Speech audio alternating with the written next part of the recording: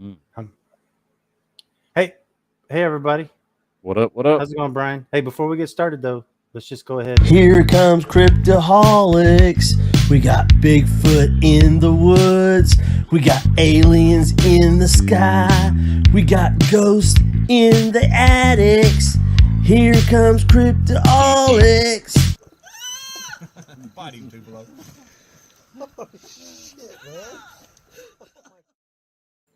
All the dogs in the neighborhood would go crazy if they could get Tim's laugh I on know. some kind of weird, I don't know. You know something. You know that what I just, mean. You Yeah, know what I something that just popped up. Have you seen this thing where it pops up and says like "support me by sending stars"? Why is that tied to me now? Like why? What kind of stars am I trying to get? I don't know, Brian. Are you getting like gold stars and It's those shit? paychecks that we got coming in the mail. You've been paying attention in class, and a teacher gave you some I don't stars. know. What's going on, I man? started noticing that on my Facebook when I took it from just from an individual to whatever it is, creator or whatever I changed my Facebook to a Yeah. while. When Facebook was going through that deal where they were picking random folks to change their stuff, I changed it, and now every time we do a live deal, it pulls up like support me by sending stars. I thought that was something you were sending. I was like, what is no, Brian it just doing? auto sends out. They got you, man. I don't ask for money like They're that. watching you, dude. If I was gonna do that, I would stand here with a cardboard sign asking folks to cash at me $1 or something. I don't know. Buck. So A buck, man. weird. So I didn't know if you'd noticed it or not, but you had never I said it. have. I just thought you were doing that on purpose, but No, that's Okay. not me at all. So Wow. and that's what's weird because it looks like it's me. So that is it's not me, you, folks. man. It's you. It's not Oh. me. So Okay. whatever those royalties are, I'll split them with you. Hey, so looks like Con Squatch is already here. Thundercloud, what's up, dude? Long time no talk to, man. Yeah, I ain't seen him around in a while. So All right, so tonight we have Craig Fuller. Okay, Brian, you've actually spoken with this guy a lot more than I have. yeah, quite a bit. So I we've been know. trying to- Go ahead.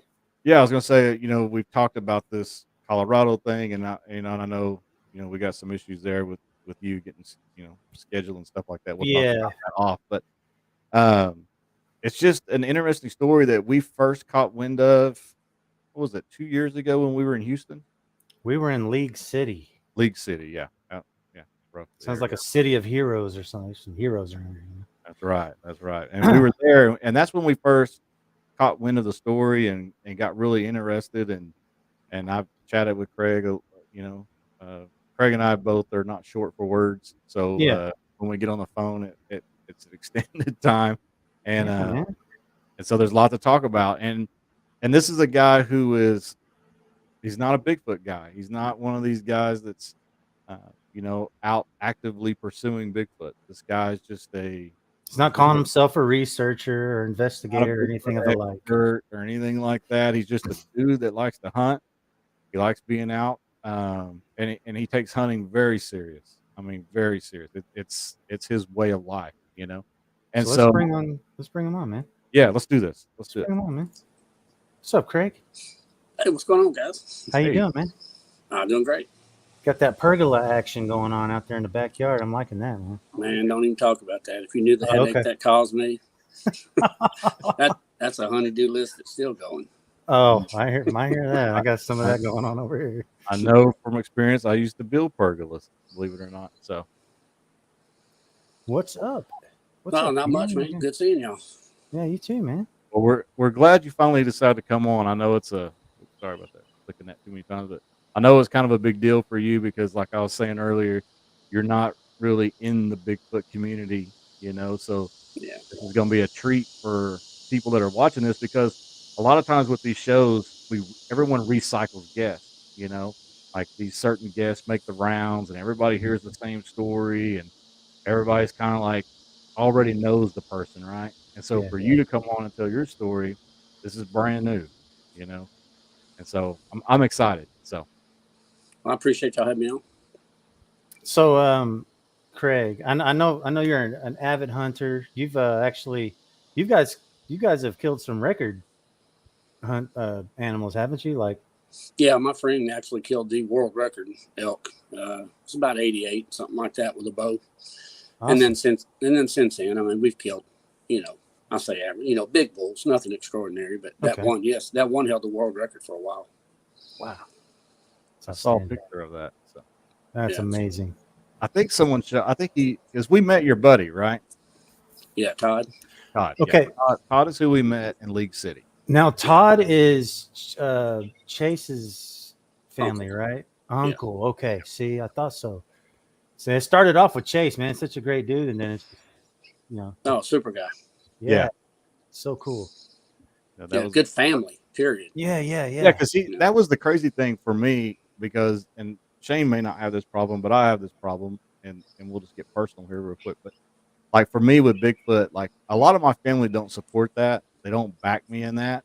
And so I was like, I don't want to say jealous, but I was envious of Chase because he had so much support there. You know what I mean? Like his family was there, and I just thought that was the coolest thing when we were shooting.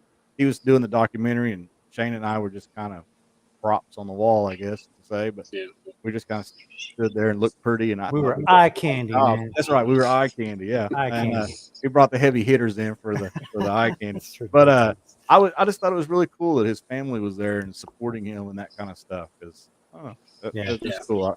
I think he's a good dude. So let's talk about now. Do you call this place? Is it you that calls this place Curly's Canyon?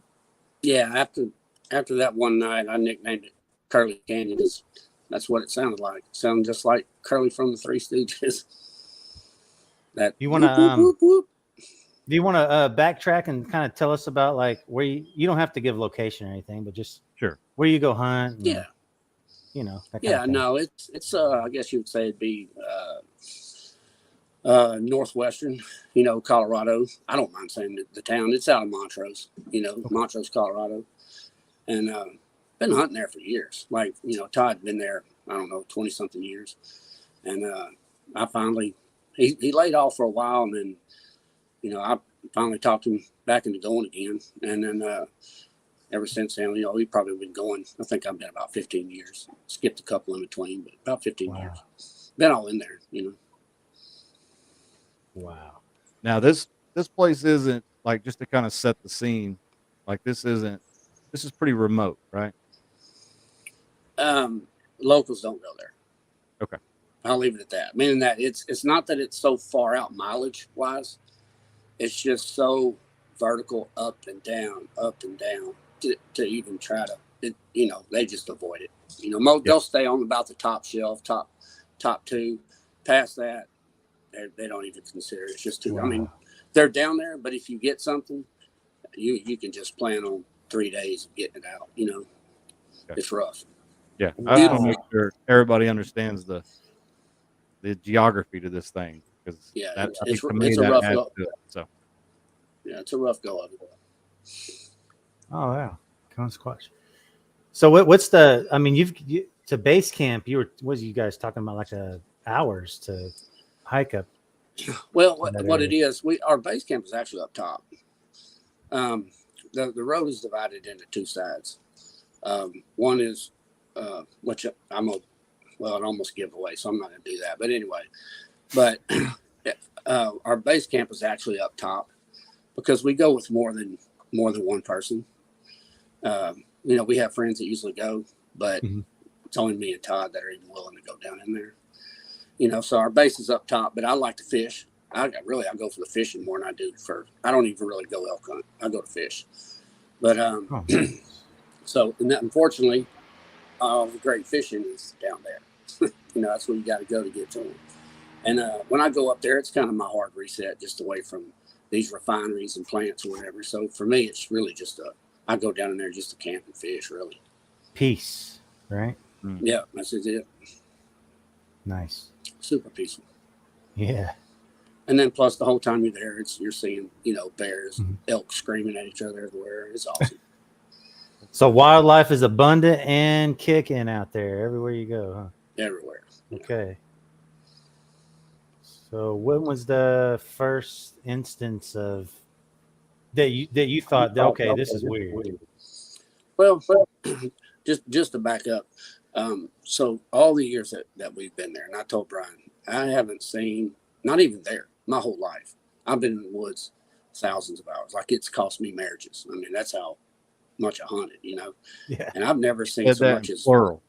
yeah. Oh yeah. Plural. It was plural too. Okay. All right. So, but I mean, you can't tell your wife you're going elk hunting in September and come back in January. You're probably going to come home to an empty house. Yeah. Yeah. So, but no, but I haven't seen so much as one molecule of anything that even resembled anything like that in my entire hunting career. Period. You know. So the first, I don't know how many years we were there. It was nothing, just beautiful, beautiful country. And then the activity picked up about 2000. I'm bad with time. Maybe 14, 16. And it wasn't like, it was stupid stuff. Like wake up one morning, had a shaving mirror, shiny shaving mirror, you know, tacked to a tree or whatever. Shaving mirror's gone. Had a shiny, of course, everything, all this that happened, everything's shiny. I had a solar charger. I'm still upset about that solar charger. Solar charger came up missing during the middle of the night. We had a stainless grill that was real shiny. Basically, anything shiny that you leave out over a 4-year stretch of period was gone in the morning. I don't care what it was. You know, if you left it out and it was shiny, it was gone. And that was kind of odd. You know, that was strange. And it was a bunch of little things like that. Wasn't nothing that even really raised, you know, an alarm or whatever. And then it was about, I don't know, it was a few years after that, and then everything broke loose. It was crazy. It was craziness after that. Just, you know, you name it, all kinds of stuff. Sounds, you know, calls back and forth, stuff running by, slapping the top of the tent, all kinds of stuff. You want to talk about the Curly incident? Does this happen to you? Yeah. Oh wow. Yeah. See, this is, you would have probably heard this from Chase's thing. Now, so real fast, because I know you don't want to keep this too long, this podcast, but so I didn't know Chase. I didn't know anything about him. Todd, he was just like, hey, you know, it's my cousin. You know, he's going to, you know, he wants to ask us about kind of what was going on down in there. And I was like, oh, okay, you know, no big deal, whatever. And, you know, and I wasn't really sure on what I was going to say or not say. And then, because I still haven't told, my wife's right there. I still haven't even told her. And she believes, but it's just, most people, you know, I don't know. It's just something I've never been comfortable saying. Yeah. So I was really going to tell Chase. And then he shows up and he has a camera like he is about to film an episode of Fox and Friends. And I'm like, okay, wait a minute. I'm not so sure I'm comfortable about airing that out like that, you know. And you know what I'm saying? I just wasn't. So he got the omitted version, you know, whatever. But what had happened was, what started it all was there was, and I think you might hear me have told the story in his little video, but one morning I was down there, I was fishing, I was by myself. Todd, he had went up, he was scouting the spot, you know, up on the mountain. I didn't feel like going. I was wore out from 3 days in those mountains, and I decided to go fishing. And the crazy thing is that the sighting actually was the first thing that happened, and then anyway, I'm getting sidetracked. So I didn't feel like, you know, I was just going to sit at camp and fish. And I told him, I said, hey, if you'll you know, tell me what time you think you'll be back, I'll go ahead and catch some trout, get them cleaned up. I'll have breakfast for you ready whenever you get back. And that's what he did. He took off. And then, so I got up, got ready, went down there, and the creek itself, it winds to the bottom of this meadow. And there's a couple deep holes in it. And at the time, I had what I called my aspen special. I didn't have a fishing pole, but it was an aspen limb, a little thin one that I had carved out and had some fishing line on the end of it. And those trout, they'll see you. You can't just stand up above. They kind of like know what you're up to. So I'd have to kind of get down low, and I'd grab the string and I'd bend the, you know, the tree limb, and I'd flick it. You know, I'd stay low to the water. When it hits, I mean, they instantly hit it. And that's what I was doing. And I was at the far, there's just a little deep pool, deepest one at the far end. Well, where that pool is, just up to the right, there's a stump, and then it starts up the trail that goes up to kind of where all the Aspen Flats and really all the big elk are, or whatever. And I was fishing is what I was doing, and I was, just flicking out, and I caught movement on my right hand side, and I was sitting, low like this, and I looked to the right, and when I it was about, I don't know, it wasn't far, 20 yards, maybe 60 feet, 70 feet. I just caught something black to my right. When I turned to look, I saw it go back behind the tree. And the weird thing is, it wasn't even off the ground. It was only 4 foot, and it was just something round. Well, immediately the first thing that went through my head was oh, it was a bear, because there's black bear everywhere. And I thought the black bear had maybe come down to the water because everything waters there. And I thought he maybe saw me. It was oh, and then turned around, and went back the other way. Now, I had a pistol on my side. I had a 40 caliber SIG. I wasn't I was worried about it. And I watched for a second, and then I kind of blew it off. And then I was fishing again, and then I caught what, for me, it's not big, but down there I call it a monster. But those trout down there, I don't know what they are, brookies or something like that. But if you catch one 10, 12 inches, that's a monster. Most of them are small down there. And I caught a big one. I was all excited. And I flipped it onto the bank, and it was flopping. And as soon as the flopping started, I saw black again to my right.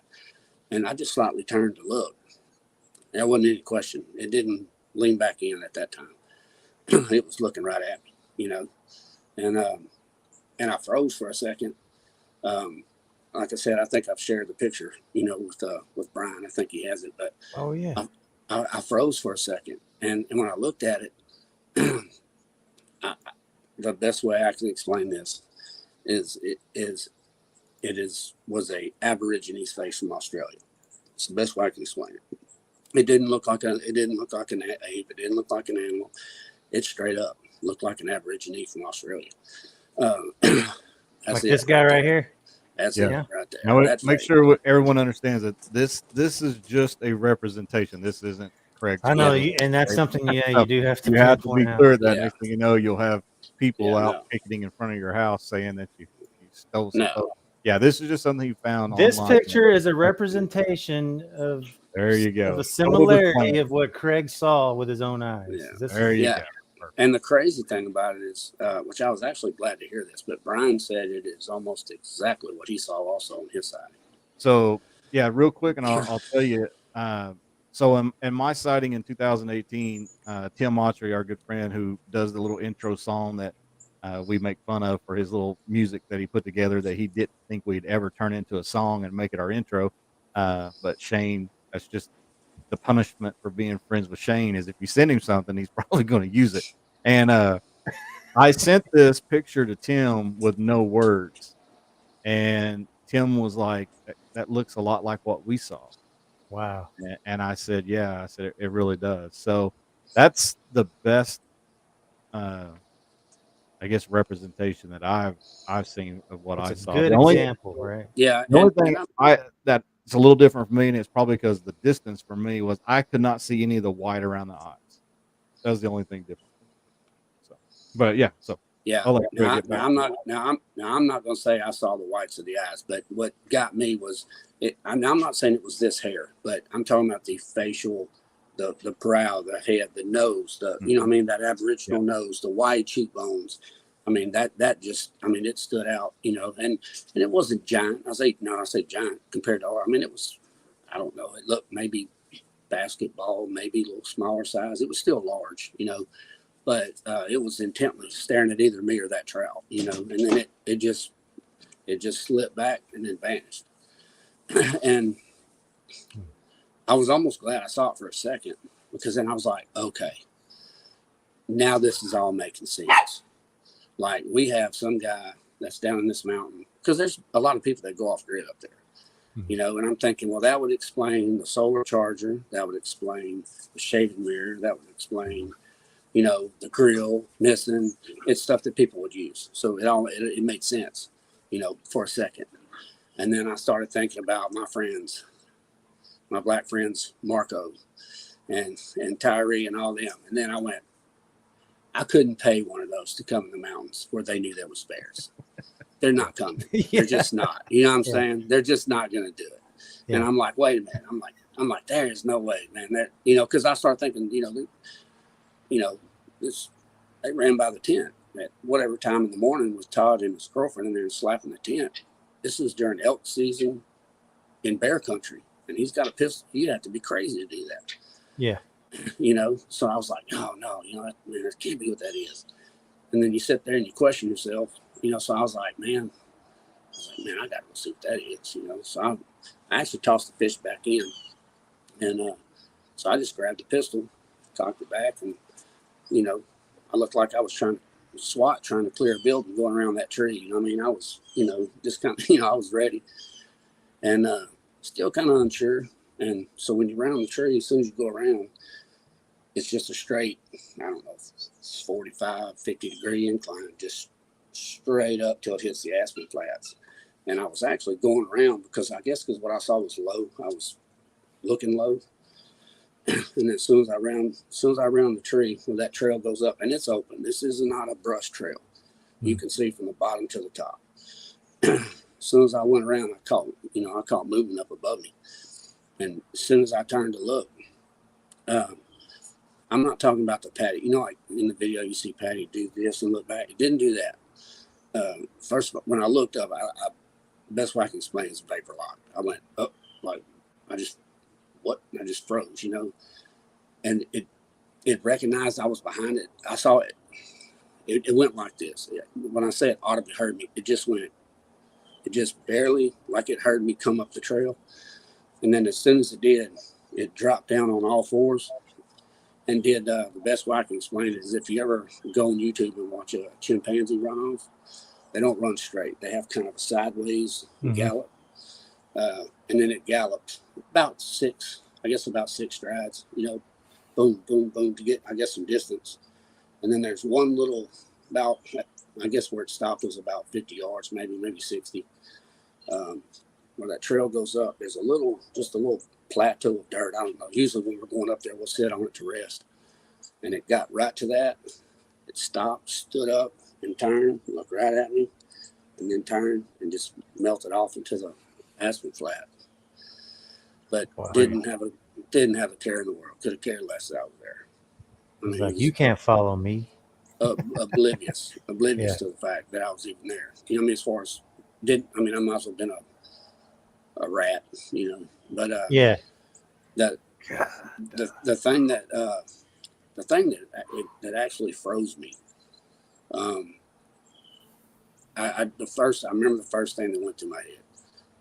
I went as soon as I saw it. It was, holy crap, they're taller than they say. It wasn't like this big, super wide suit. That wasn't the build at all. It was like Avatar tall. Like, okay. What I mean by that, I don't mean skinny. But I'll say this, like when I told him, man, I would love to say it's 12 feet, but when you look at a basketball standing underneath it, it's 10 and it probably looks 12 foot too. So in the moment, I'm not going less than 9. I'm not doing it. I'm telling you, it was every bit. It was, I don't know, 10 foot, 11 foot, maybe. I'll call it, as an outdoorsman, I'll call it 9. Yeah. But it was crazy tall. And, but it wasn't built like you see these shows and these big, giant, muscled up monsters. It was built like, I keep saying this every time, like Bill Goldberg, the wrestler, meaning had a wide back down to a surprisingly tapered waist, and then just a giant man. I don't know how to explain it. I hate to even use the term Bigfoot or Sasquatch now because it's not what I saw. It's an ancient man. It's just an ancient man. That's outstanding. Yeah, it's crazy. But wow. But that sighting also kind of explained a lot for me because if y'all are like me and you watch these shows, some of them they drive me insane watching them, But I'd hear some shows where they're like, "Oh man, they're running at these incredible speeds, these crazy speeds." Well, I don't buy that, I'm like, nothing running that fast. And then, you hear about how tall or whatever, and it all sounded crazy to me. Now, looking back on the height of it, a crazy speed is not it's not out of the realm of possibility because of the sheer size. I mean, you picture how fast, let's just say I could run, at a full sprint. Well, then stretch out my legs 3 times longer and let me do the same thing with 3 times the muscle mass. I'm sure they can move pretty good, Yeah. But yeah, it's like I said, I was kind of like Brian. I think I heard him say something. I watch the shows mainly because, man, I'm a hopeless romantic when it comes to the outdoors. I just love the outdoors. So anything outdoor related, I watch. But I was kind of like, well, I'm kind of on that Gigantopithecus theory. Maybe that's what it is. Maybe it made it over. I'm dead sold. That is not what it is. That is not. It is a ancient remnant of Heidelbergensis man or something like that. Crazy. So, folks, Craig actually sent a picture that he found online that's comparable to kind of what he saw. It's this right here. It's so crazy for me looking. So yeah, that I could see something like that being. I mean, it looks like a man. Kind of. He might be saying stuff like "unga bunga" or something like that, right? Yeah, exactly. That's And- just. and And you're by yourself at the moment, also too. I right? was. Damn. But the crazy thing is, though, I really didn't feel threatened, or I didn't even feel the need to shoot, which that's something else I've learned. Okay, and I'll be honest with you, and if anybody's listening, don't hate me. But when that show Finding Bigfoot first came out, I was like, I said, I can promise you, if I see a mother Bigfoot with a baby Bigfoot suckling on her teat, I'm going to shoot it. There ain't going to be a Finding Bigfoot. It's going to be a Bigfoot found. That is total opposite. I see completely now why you hear people have guns. You go, why didn't you shoot? Why didn't you shoot? Because you think you're killing a person. I mean, it looks like a person. And that's and that being said, if it would have had the face of a monster, maybe I'd have been different. Maybe I'd have been afraid. But it didn't. It just had the face of I'm telling you, look, it was a face of an Aborigine. That's the best way I can explain it. The exact same features. If it would have the face of a monster, Craig, I think you would have given it lead poisoning. You know what I mean? Yeah. Well, and the thing is, it wasn't because I base everything on hunting. You know what I mean? So, if I would have looked, and now tall, it was crazy tall. But if it was say 1,200 pounds, well, I might have panicked. I'm like, I'm not going to go chasing a 1,200-pound grizzly with a 22 rifle. Yeah. But this wasn't in my. I'm not saying I had the thought in my head, but it was, I don't know, 700, maybe 700. And I've seen 600-pound black bears up there, so it wasn't something that was crazy. It was just crazy tall. Yeah. I think he was waiting for a free meal. I've told Brian, I said, man, I regret not throwing that fish to it. What would have happened? Maybe we could have made some headway or something. Exactly. Yeah, you could have made made a friend. Toss that trout to him. Yeah. Yeah. But He might be sitting there next to you today doing this interview together. He'd be like, Yeah, I know exactly. this guy. Yeah. And then that started kind of the chain of events. Like, so in the movie that y'all saw that Chase made, you hear, I haven't seen it in so long, but so right after that happened, I just watched it walk off. Didn't really think nothing about it. I stood there for a second, like, man, I'm going crazy. Like, maybe, people tell me, because I drink the water straight out the stream down there. And everybody's like, man, you're not supposed to drink water where beavers swim or whatever. And I'm sitting there thinking to myself, man, maybe I shouldn't have drank the water. I'm going crazy. But anyway, I got back to the camp and I was just kind of sitting there soaking it in. And I was thinking about telling him, but he is extremely spooky. I mean, by like, if he sees a bear over 350, I mean, he's ready to go home. Even with the gun. And I'm thinking, man, if I tell him, there ain't no way he's going to stay down here. Then you go through well, he wouldn't believe me anyway. Well, maybe he would, so I just kind of blew it off. But so when he came back and we ate, I remember when I was cooking the smoke from the trout was going up and it caught some wind currents and you could just see the smoke bend over and it was headed down the valley. I say the valley, what I call Curly's Canyon. That's where I believe it stays. But I'll tell you why. But you could see the smoke going down the canyon, and it was actually kind of cool to look at. When Todd came up, I pointed up in the air. I said, "Hey, man, look at that." He looked up there, and I said, "You know what that means?" Well, my outdoor curtains are getting me. I said, "You know what that means, huh?" I said, "We're probably going to have a bearing camp tonight, you know." And he was like, "Oh, great," you know. And yeah. But anyway, so we ended up, the only way you can get to where we're at, there's one way in on each end of the canyon. If you come at it dead from the sides, it's just straight drop cliff. You'll fall to your death, you know. And so we went back where we come in where the canyon is, and there's a trail that goes up to the next shelf, and then we basically scouted that shelf down. We had a buddy that drew a tag that year. We were scouting for him, Daryl, and so we went down that next shelf, and then we dropped down. It came in the opposite way. Now this was about 4 hours after the whole thing happened, you know. And we're walking across the meadow. Now he has no idea. I didn't tell him, you know, what I saw, whatever. And we're walking across the meadow, and the smell hit us so hard. Somebody might as well hit us in the face with a wooden plank. I mean, we jerked back. We were like, God. We were like, what is that? And you know how you hear people all the time, oh, it smelled like a skunk or a sweaty dog, or it did not smell like that. It was like 500 gallons of raw human feces and bad body odor. And I don't mean gym sweat either. I mean like that sour, but so pungent. We were looking for it. We were like, man, like what, you know, like what in the world? Like, you know, I was looking for a big pile of weird crap or something, you know. And then we could actually smell it about from where we initially smelt it with our noses. 40 yards into the meadow, we were downwind of it. You could still smell it. It was that strong. So I was kind of thinking, like where we found the track is up above the camp. You could actually look over from where the track was, look down on, you could see the rooftop of our tent. And I was thinking, he went up there after that and was probably watching or something, probably watched us leave. And this is my guess, because I'm looking at it from through a hunter's lenses, like a buck marks its territory or something like that, or any animal.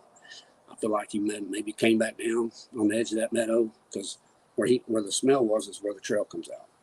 So I think he came back down. Maybe, I don't know. Maybe he marked the ground. Maybe he was letting us know, hey, this is my spot.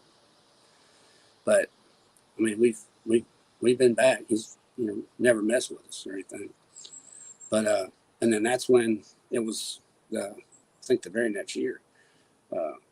Now this is the part where now Chase is starting to put the pieces together, where I didn't want to tell him everything, but so my buddy Teddy, he was going to go with us, and we'd kind of told him what was going on down there. He was kind of laughing about, oh yeah, it's Bigfoot. Well, yeah, let's go see Bigfoot. You know, he was kind of picking at us. Well, because probably the most intense thing that happened was when Todd had his girlfriend down there. You know, that's when it ran by and slapped the tent. So before I went, I told my wife, I said, she's so good. I told her, I said, hey, baby, I said, you see these boxers? I want you to wear these boxer shorts every night for the next week when you go to bed. And she goes, what for? I said, because I'm going to bring them to Colorado with me, and I'm going to hang them up, you know, for scent, you know. And I'm serious. I did it, man. And she did it too. So this was the crazy part. So so when I brought them, when we got there, I went to hang it up. And Teddy, he was like, what are you doing? What are you putting them up there for? And when I told him, he actually bust out laughing. He thought it was the funniest thing in the whole world, you know. And he left them up there. And it was all fun and games. And then I think it was the second night, we were sitting in the tent. We just got through eating. September 5th, full moon, I remember. And you could actually, you know, in thin tent fabric, you can look up, you know, you can see the moon through the tent. Mm-hmm. And you could hear some small scampering, you know, outside of the tent. Small, and that happens all the time. Little rodents picking up what you left from eating. And then on the right side, on the creek side, with this cadence, it was this, woo. And then on this side of us was like a response, same cadence, different tone. Woo. You know, and we were like, what the world? What is that? Now, my mind was already in one place, but, I just kind of had it blocked out or whatever. Mm-hmm. And, well, Teddy, he's semi-curious as to what made it. Todd, my buddy over here, he can fall asleep on molten glass. He's already out snoring.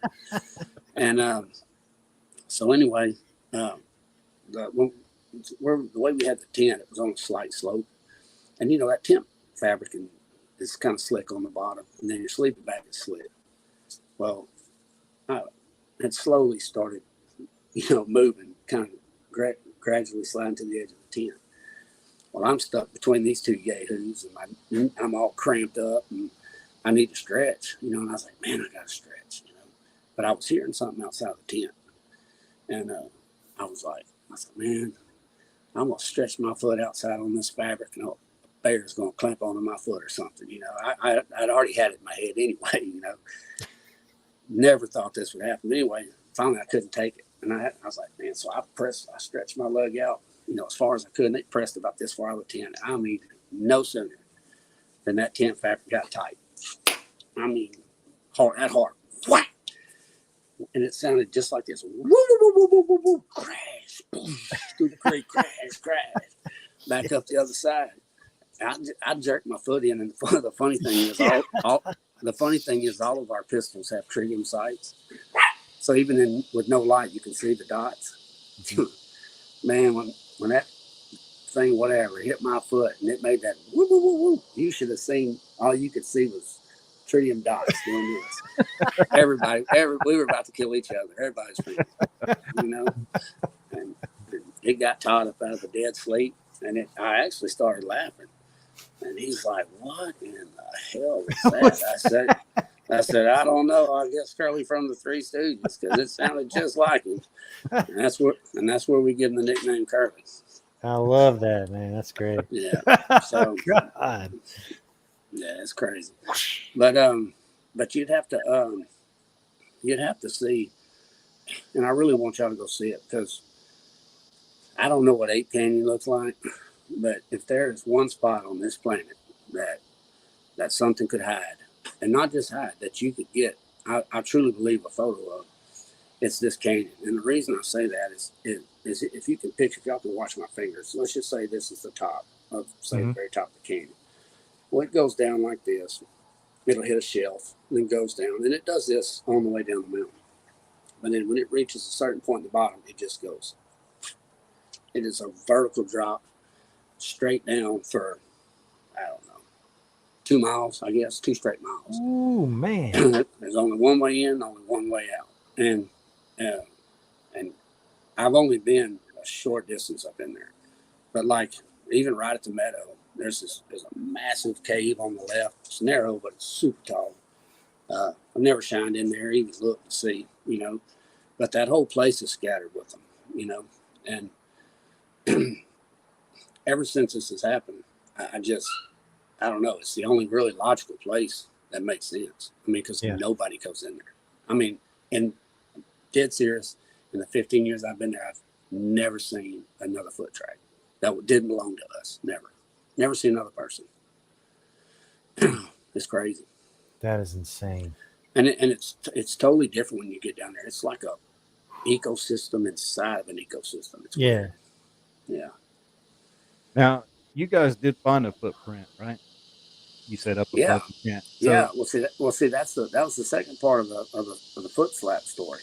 Because it was all fun and games. With Teddy. Bigfoot was a big fat joke. Yeah.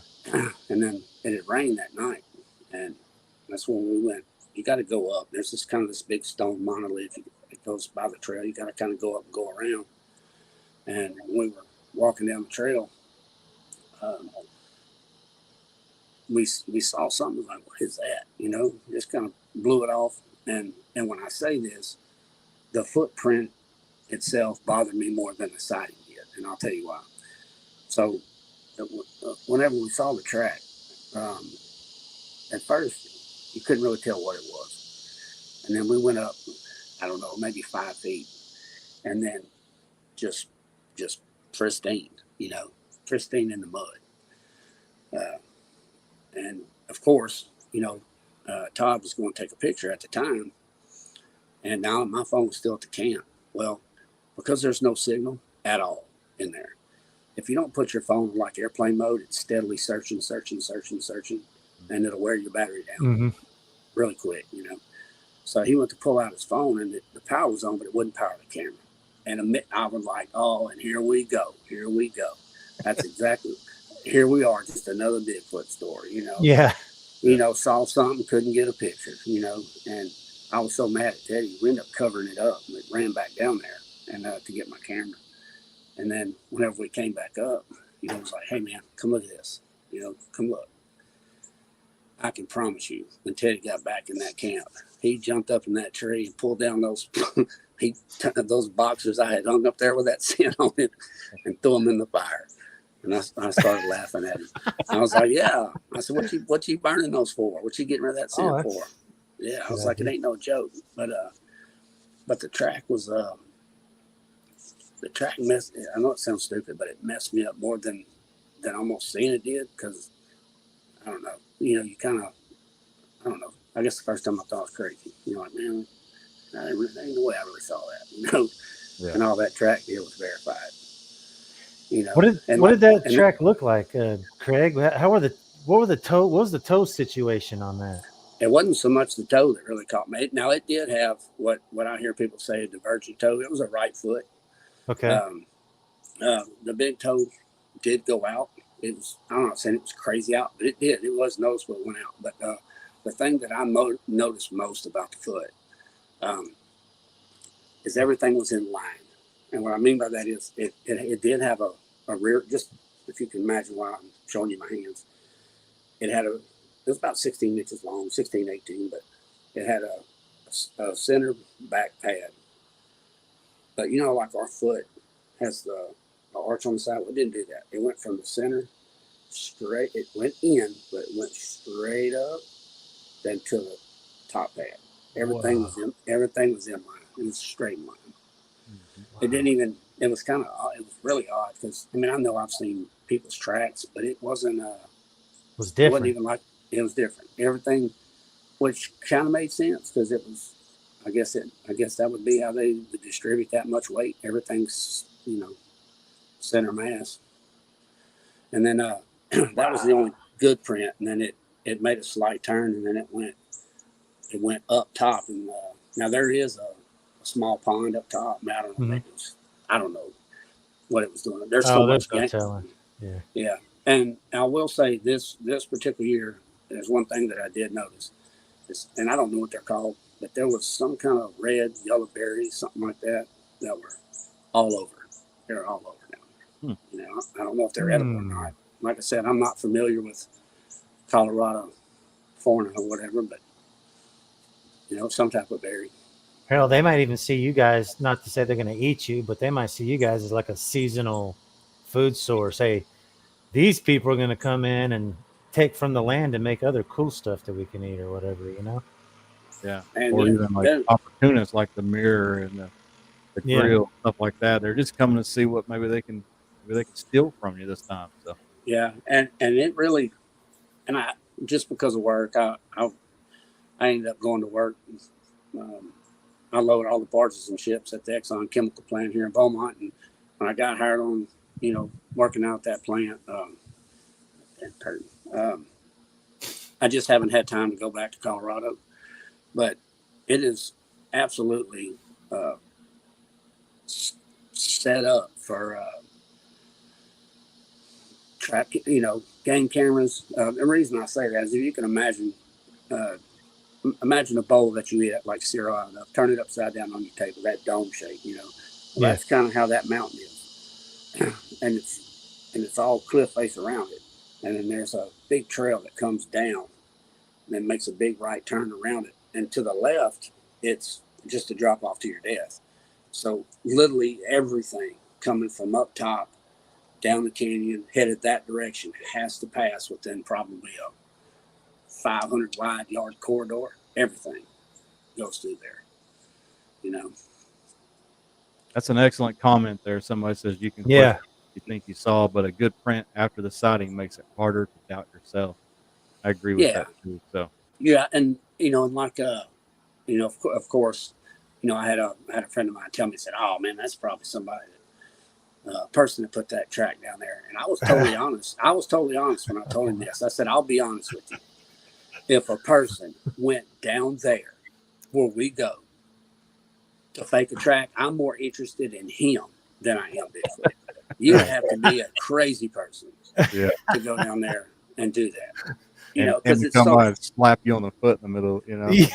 yeah, it's a death wish, Yeah. because I mean, yeah, it sounded exactly. If you want to listen to Curly from the Three Stooges, it sounded just like him. That is Now that, but big, I mean, when it took off, it crashed through. There's a lot of down. Look at this. Wind's trying to sabotage me. Hey, that breeze is probably nice though. So Yeah, it's awesome. But there's a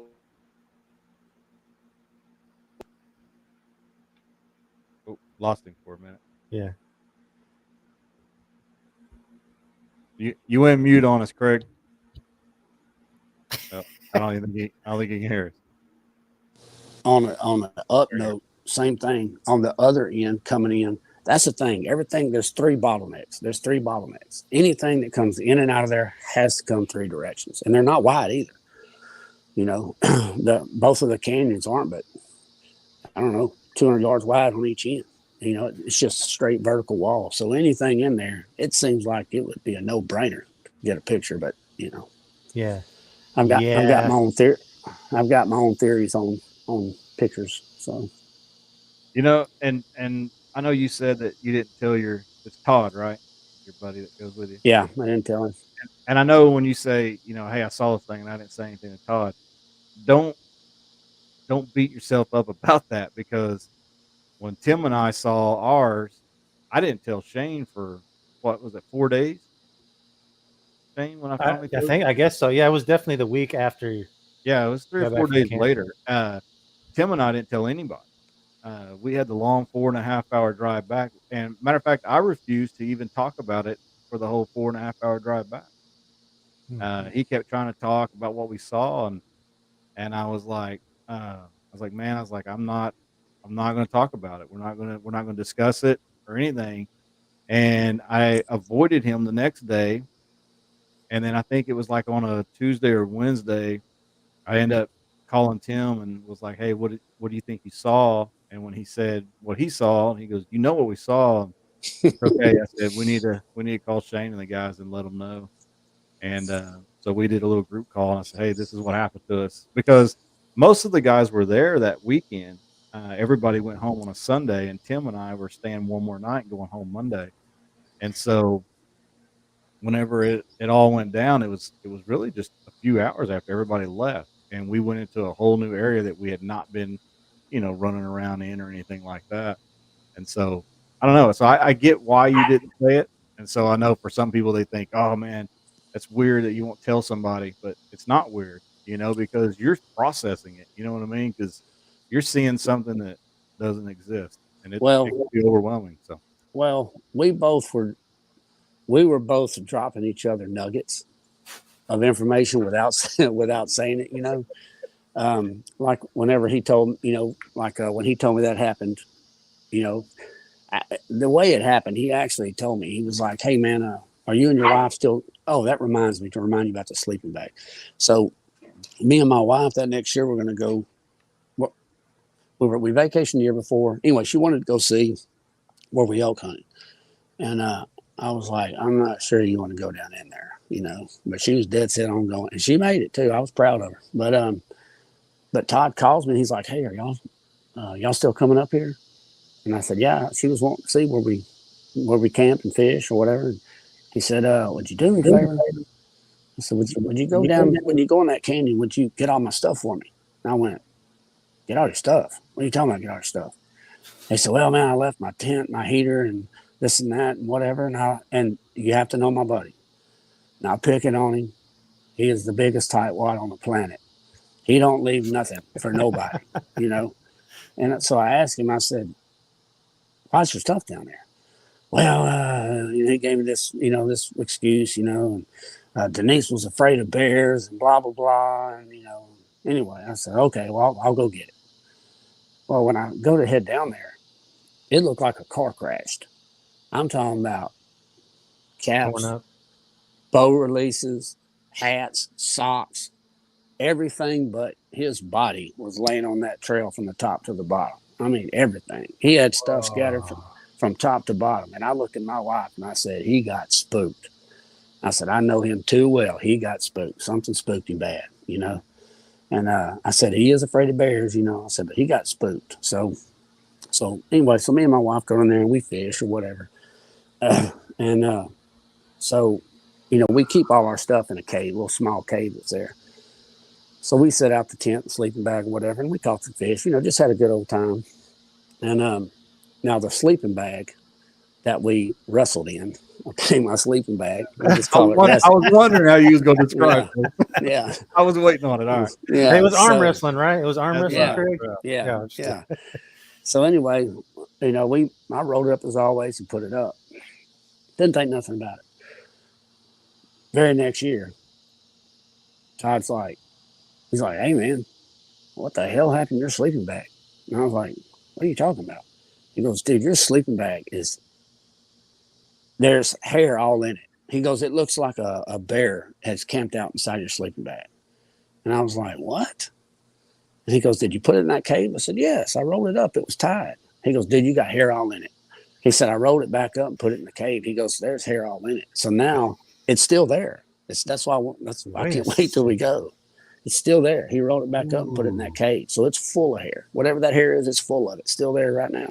Craig, if you can put some of that in an envelope, possibly. Oh, it's coming. It's coming home. Oh my God. The whole sleep. Yeah, because, you know, now you start thinking about it as far as the scent, you know, the actual first physical or the closest one encounter was with Denise in the tent. And then my sleeping bag, of course, there was a woman in that too, you know. So that's what I'm hoping. And the way he was talking, women get the best stuff. They do. Yeah, and the way he's talking, it's full of hair. And he rolled it back up; it's still there. So, crazy. Yeah, I'm pumped about that. The only out of this whole thing, this entire thing, there is one thing that has caused me. Well, I guess what it's done is the seeing it. I don't really think about a whole bunch or whatever. Don't stress about it. But what does cause me a ton of stress, and I mean, like I physically feel the stress from it. My whole life, I go in the woods, I see a tree falling over. It's just a falling over tree, you know. If I hear some crazy noise I don't understand, well, it's just a noise in the woods. End of story. It always has been. Mm-hmm. Now, every time I go in the woods, well, why is that tree hanging on that vine? Yeah. Did that just get there? How did that get there? Wait a minute, that fallen tree's twisted. You question everything. And then like my lease, which I ain't gonna get into that. That's for another day. But got some weird stuff happened. I had my Jack Russell. I love my little Jack Russell scoot. I'm still grieving. Yeah, Shane, you would love this story. I mean, unfortunately, it's about the dog, but Craig back on. We need to do another show and go to Craig's lease there in Texas because there's some weird stuff going on there for sure. Man, in Texas, huh? All right. Yeah, I know we're on a time constraint, but the craziest thing was when I was just telling him I'd seen a coyote right there by where my dog vanished like a UFO abducted him. No clue. 60 feet from me, gone. Hadn't seen him since. Don't have any idea how it happened. But I'm going to blame the coyote, you know. So I was going to go out there and I was going to hunt him. And I had played this call. It's called a cagey cottontail. And it's not a sound you hear in nature. We've all rabbit hunted. We know what a rabbit sounds like, you know, whenever it's shot or whatever. It's a different sound. And I played it, nothing. Anyway, I got down. I was walking toward the feeder. And right when I got toward the feeder was 20 yards into the woods was a exact callback of the cagey cottontail. Oh, man. I mean, so it's like, you know, I have to look at it through a hunter's eyes. If I'm out making that noise, walking up to the feeder, not even being quiet, a coyote's not going to go 20 yards from me and kill a rabbit. It doesn't make sense. You know what I mean? They won't come anywhere near you. It was just odd. It was almost like something mimicked it, you know, mimicked that call. You have heard instances of people having these things on their property and They're like making, calling their dog or calling people by their name, or, I mean, Yeah. the intelligence there is pretty scary. Yeah. Wow. But it makes you question everything, and that's probably the most stressful thing about it is that I'm like, oh my gosh, I'm turning into Matt Moneymaker, you know. I don't think you could. I don't think you could ever do that. So. I got a funny Matt Moneymaker story that I read yesterday, but I won't get into it. Other than I'll say real quick, I was reading an article about a newspaper in Southeast Oklahoma, and they had interviewed Matt Moneymaker, and he is taking claim in that interview of putting Honubby, Oklahoma, which Shane, I know you're familiar with. We've been there. It's the Bigfoot Festival. The siege of Honubby happened there. He said in this article they quoted him as saying, "I put Honubby on the map." Wow. Like he is saying he is responsible for Honubby. So I don't know. I just the arrogance of that just kind of shocked me. But Yeah, I don't know how y'all heard about it. It is a crazy story. I heard about it, I think, through Sasquatch Chronicles or something. It's the first time I heard of it. It's nuts, though. Crazy story. yeah, Oh yeah. yeah, it's a great story. So There's actually a gentleman that has property close by, and he's kind of giving us an open invitation to camp out there and whatnot.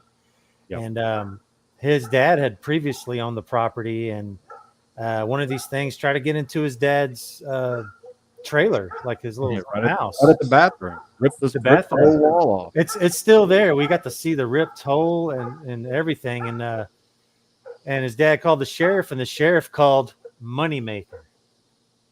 And Moneymaker went out there, and the owner at the time said, "Get this dude off my property right now." Yeah. Kicked him off. No Bigfoot people on my property, but now that his son is the owner, it's kind of smoothed things out. Yeah, I think a lot of those shows hurt the subject, Yeah. Oh, I agree. People capitalize off of it. I say that as my Facebook page asks for stars. So go figure. So I don't know. Oh man. We'll have to figure out how to make that pop up there thing. So Craig, thank you so much for coming on. I know it was difficult for you, and I feel like I had to twist your arm a little bit the other night to get you to agree to do it. But appreciate it. Super appreciative that you come on, because it's a new story, and I just like how it all tied together, and little things about the story that for me, especially when you sent me the picture saying this is what I saw, man, it kind of adds a little bit more to what happened to me, and a little bit more. Yeah, that's I was about to say the exact same thing. Which I guess I say a newbie. I still don't Sasquatch. I mean, it was a one and done deal. I now don't get me wrong. When I go to Colorado, I'm going with a different mindset next time, because I really would like to. I got some ideas on trying to catch a picture, but hearing him say, "Man, that was almost exactly what I saw too." I was like, "Oh, so they're just ancient people out there, Yeah, and the distance too. You're Colorado, Southeast Oklahoma. But I don't know. It's eerily similar. I mean, it really is. And just even some of the, things. I mean, we could compare notes for hours. You and I know that. We get on the phone, we could chat it up. But I just look, y'all do. I'm sorry, I didn't mean to cut you off. I apologize for that. Hey, just y'all do something if you would. One day when y'all get some free time, because it made me think about the face, that we saw, whatever. Y'all have probably heard of Melba Ketchum. You know who she is. But I don't know if y'all have ever actually read, they have that Sasquatch Genome Project. And if you go to the website, you'll see a picture on there that looks like something that one guy from Canada posted. Don't pay attention to that, but actually read her study that she did, and how she dives in like to the nuclear DNA of it or whatever. And she actually says in there that it is a human hybrid. She doesn't, I mean, it's a hybrid. And if that is true, that would really explain most of like the size of it. I mean, think about it. You cross a lion and a tiger, and you get a liger. That's way bigger. You cross a donkey, and a horse, you get a mule that's way bigger. So it really would kind of explain to me anyway. That's like makes sense. That's to me that's the most logical explanation. You know. Now, if I could just That's see awesome. another. Well, I appreciate y'all's time. Yeah, and Yeah, hey, anytime you want to go to your lease in Texas, I'm a fellow Texan myself, so yeah.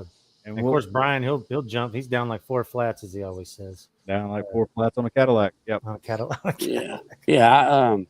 It'll have to be, bow season starts here October 3rd, and then of course everything ends January whatever. So because here in a couple of days it's going to sound like Audie Murphy out there. When hunting season starts, people's slinging lead everywhere.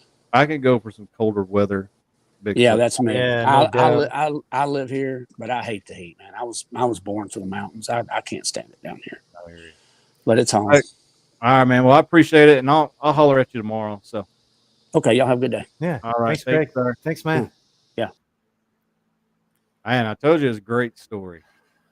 Oh my God, dude, that's Because I just remember hearing little bits of that, And, man, there's even things that he's still not comfortable talking about. Really? And so it was hard for me to, like, this is probably the quietest interview we ever did. You know what I mean? Usually we're pulling information out of people, but it was hard for me to not lead him a certain path because there's certain things he's uncomfortable talking about, and there's things he's told me privately that I'm just waiting to see if he's going to talk about it. Yeah. So, Joe, you're looking tall. Hang on, Joe. And Joe, you're looking so young. I'm so tall, dude. Fucking ceiling, man. Joe's funny. Yo, I bet you that's Big Dog right there. Gotta be Big Dog. Big Dog is classic Yo. So, but man. Craig's cool dude, man. And we had planned on and Brian, you can still, if you still want to. Yeah, I'm trying to work some things out with that too. So, my job is like you kind of gradually get vacation time as you get paid, and I've always hated that, but this is a new job, so kind of got boned on that one. You got to provide first, man. So don't sweat that. So. Oh, they'll build up. I'll be out there in Curly's Canyon before you know it. That's what I'm talking about. So, well, man, I'm glad he finally came on, and like I said, that's why I want to apologize. I felt like I was really pushing him the other night on the phone. I really just wanted him to get on here and share his story because I think people would find it pretty cool. So. Oh, okay. So Cons, Squatch. So he was in a video. It's called Elder Brother. Yeah, it's a documentary. It's a documentary, and it's very artsy, but you get some good stories and encounter stuff out of it. So yeah, Big Dog's in it. Who else is in that we know? Ernie and Glass, David Glass. Glass. They did a little segment in it. You and I went as presenters. It was kind of a mock conference in a way. Yeah, it was very interesting. Yeah, and we technically were props, right? Because we were under contract with the Discovery people at the time, right? Right around that same time, remember? With I&E Entertainment. Yeah. So we were locked in on that deal, and so we were there just kind of doing like we were at a conference. We had our cast, and we invited friends in the area that we knew, and everybody. This is kind of how we got into this whole Curly's Canyon sort of thing. We met Todd, and we started talking to Todd, and Todd started telling us some things about it, and then we got to where we needed to talk to Craig, and then we lucked out there. So, see, and that's what happens when everybody lifts each other up, and we're a positive community. The more you know. Where's that fucking star? The more you know. The rainbow. The more you know, the more you grow. I'm gonna make it for this show. I'm making that. You should. I am. The more you know. Okay. Cool, man. Well, all right, man. Yeah. I guess we're just a hair over an hour. If you want to call it good. Yeah, man. I'm good, dude. I think that was awesome, man. That was perfect. Yeah. Yeah. So, Yeah. all right, man. Well, I'll chat. You know, All right. we'll be talking. All right. Thanks, everybody. Yeah. Thank you, everybody.